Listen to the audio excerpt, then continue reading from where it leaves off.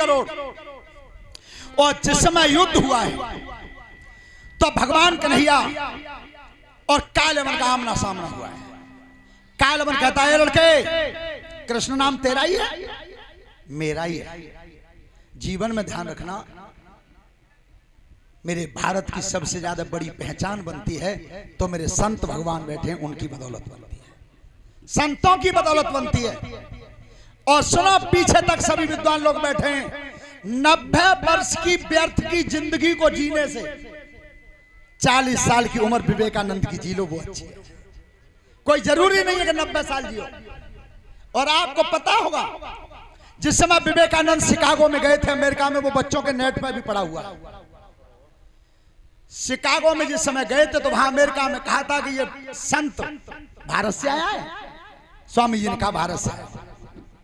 तो भारत में तो मूर्ख रहते हैं। सुनो, क्या कई मूर्ख रहते हैं। उस समय स्वामी विवेकानंद ने कहा कि क्यों, कि हमने ये सुना है कि कृष्ण नाम का कोई अवतार हुआ था मथुरा में, 16,000 लड़की के पीछे पागल हो गई, तो तुम मूर्ख नहीं हो। स्वामी जी ने कि पहले वो 1 घंटा मंच पर चढ़ जाने दो, चढ़ जाने दो।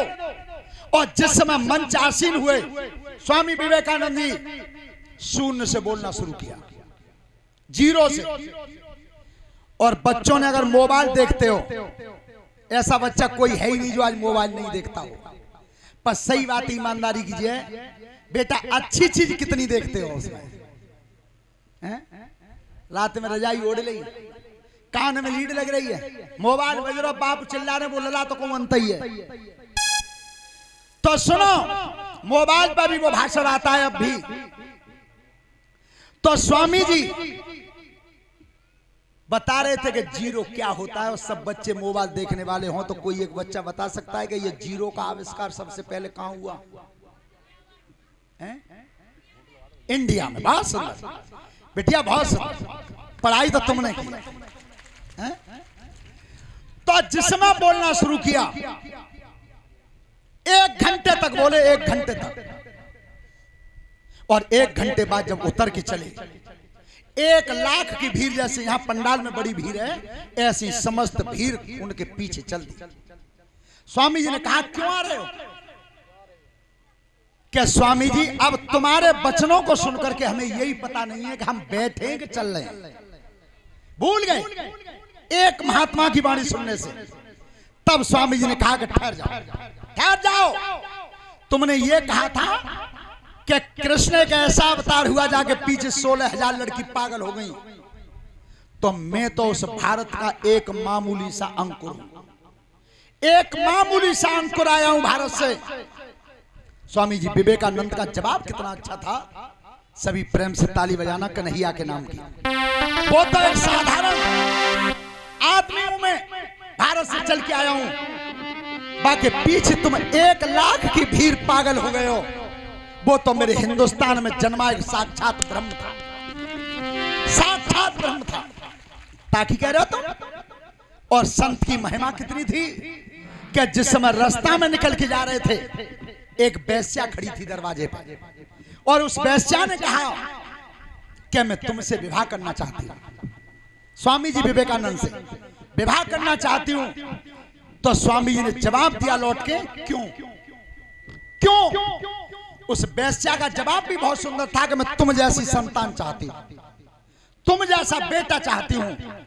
धन्य स्वामी विवेकानंद को जवाब क्या दिया था कि तुम मुझे जैसा बेटा चाहती हो तो उसके लिए शादी की जरूरत नहीं पड़ेगी, आज से तुम मुझे अपना बेटा ही स्वीकार करो। ये थे स्वामी विवेकानंद, ये थी संत की पहचान भारत की। श्रोता बंधु, सबसे बड़ी हंसी तब आते हैं, अबे परीक्षित जी सिकुआबाद के पास मैनपुरी रोड पे एक कथा में मैंने कह दिया था बच्चों से, मैं बेटा जीन्स की पैंट अच्छी तब लगते तब कसके आते, अगर काउ मंत्र लिखवाना हो तो हम माई जोरे आ जाइयो। सो वो लला वो कॉपी पेंसिल ले गया के बाद मंत्र लिख दो, मैं पेंट कसिया भी बेटा लिखे को कहाँ है वो के तो मिचल लिख के बताओ। सवेरे 4 बजे जगनों पर 5 किलोमीटर की दौड़ो, 400 बैठक हो, 400 दंड बैठक।